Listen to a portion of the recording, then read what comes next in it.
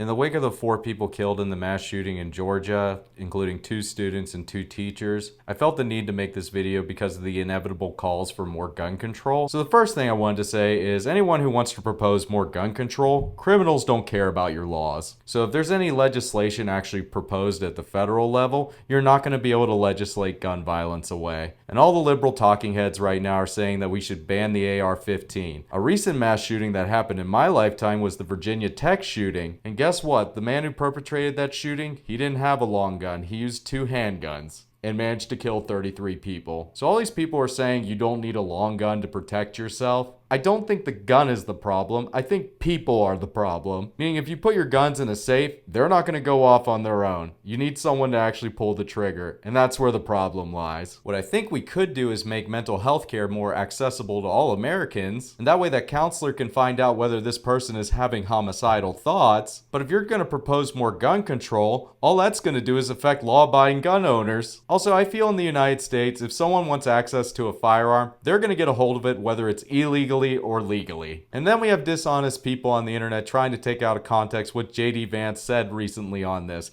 He wasn't talking about mass shootings in general. He was saying that there are always going to be psychos in society who want to make a name for themselves. And these psychos are such losers, they can't actually build something with their lives. They just choose to do fucked up things like this. That's why I actively avoid learning the shooters' names, because they don't deserve any name recognition. And I'm never going to say any name of a mass shooter on this channel because I don't believe in giving publicity for people who do stuff like this. And then JD Vance tried to propose something that would help. I think we should have metal detectors outside of schools, and we should have more armed security. But dishonest people on the internet says he wasn't proposing ways to actually keep this from happening. Because, I don't know, Orange Man bad. And also, if the United States government really wants to take away long guns from the American people, how about you stop arming countries that are some of the biggest dictatorships in the world? If the United States government would actually do that, then come talk to me about gun control. Because you're just a bunch of hypocrites. And people need to hear this. The founders of the United States Constitution